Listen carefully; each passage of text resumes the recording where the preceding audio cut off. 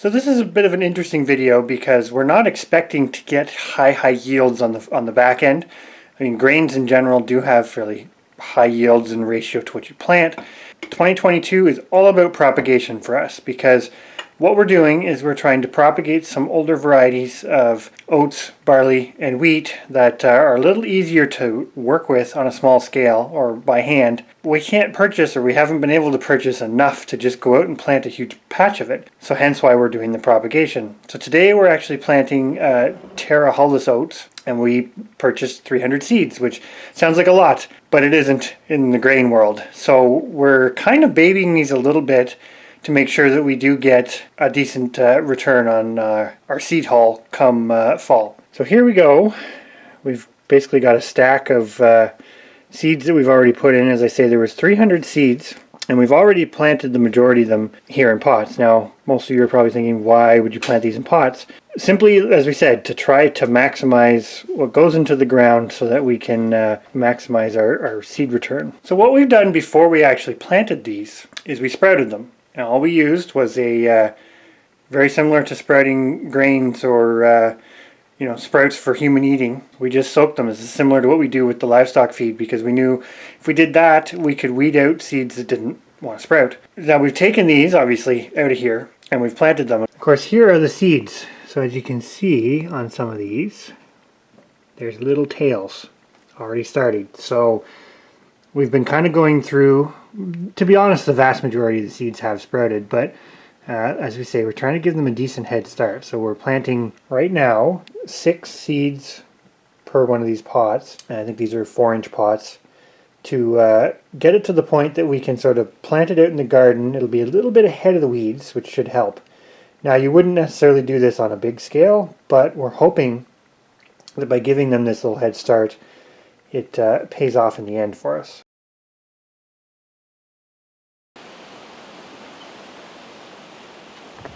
So we are middle of July, and we have our Hulless oats and our Red Fife wheat, and to be honest, as I go down here, both are looking pretty good. They're doing quite well in this raised bed, but as you can kind of see, the best part is we have a lot of seed heads coming.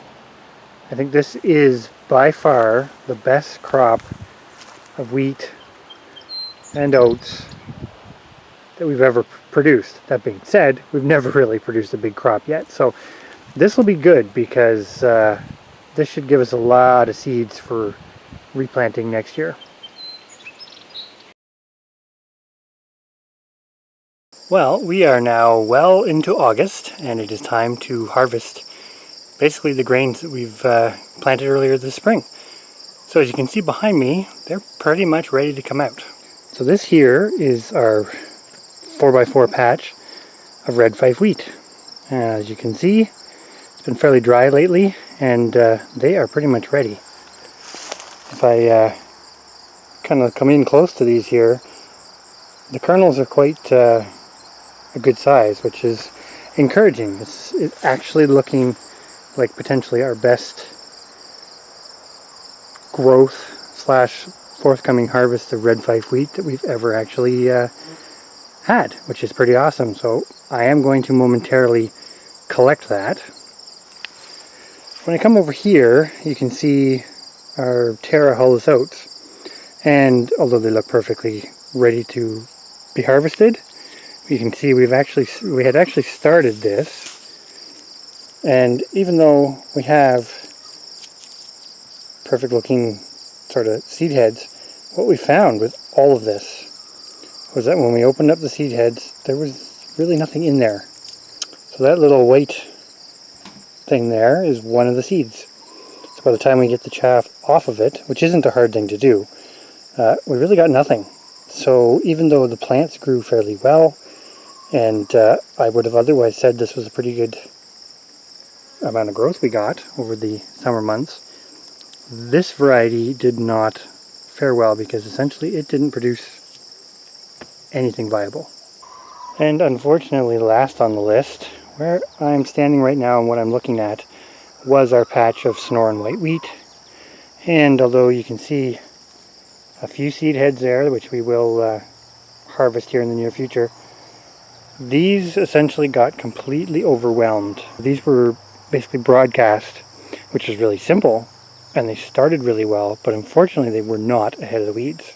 So even though these particular varieties, the wheat and the oats, are basically grasses, for lack of a better way to put it, it's not super simple, or it didn't seem to be super simple this year.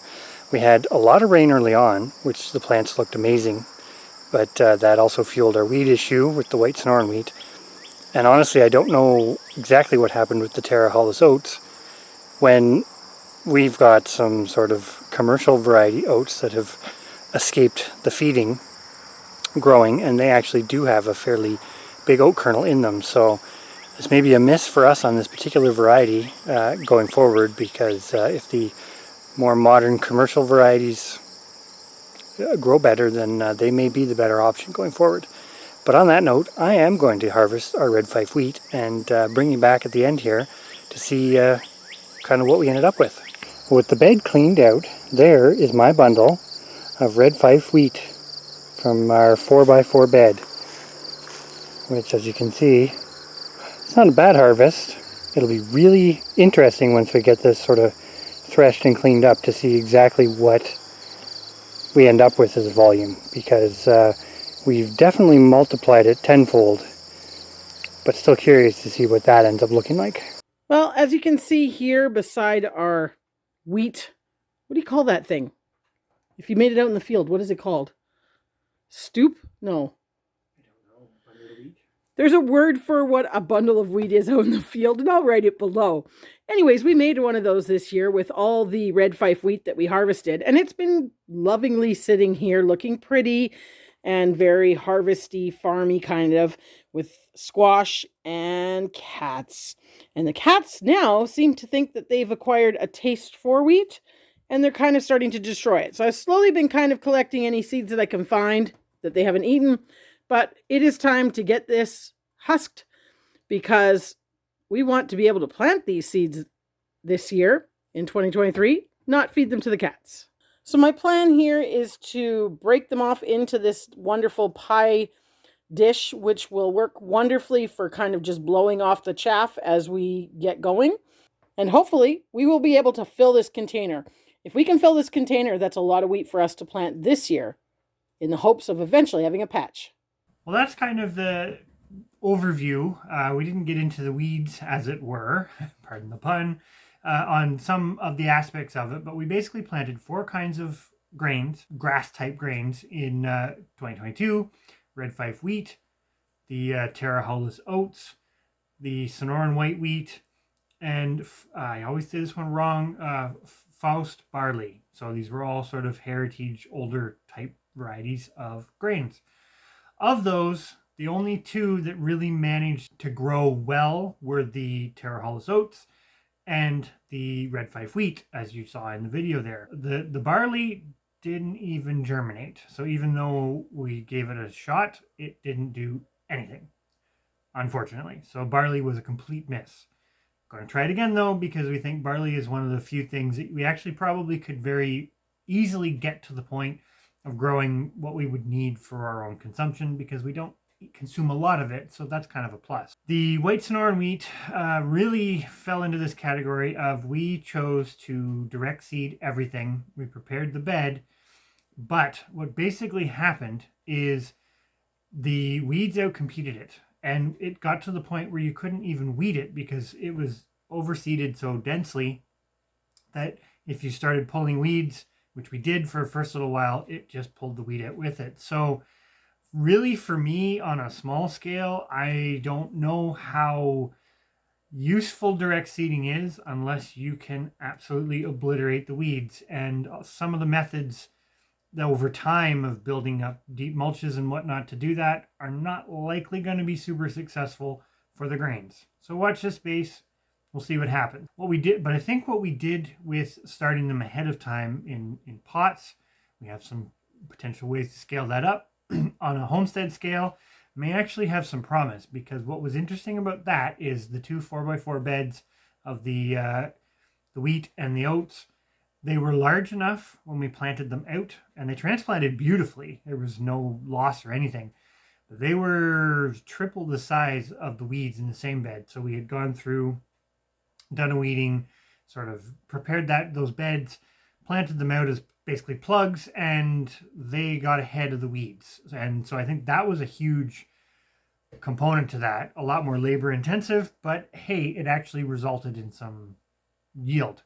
The Terra Hulless oats, we're going to experiment with them again. As you saw earlier in this video, we lost them. They basically fell out, which is great from a threshing perspective, but we're going to have to see if we can catch it better the next time, because some of the more modern varieties of the oats, we don't have that same problem. So watch this space. We'll see what happens. We have purchased more seeds to try again in 2023. But the real winner, I think, was the Red Fife wheat, because this was our best year ever growing the Red Fife wheat.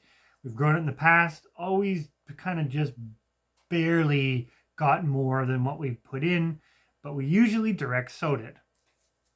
So here it is. This container weighs, I have my cheat sheet, 309.5 grams. So that produced a lot more volume than what we planted, which, as you saw, the plants were amazing last year.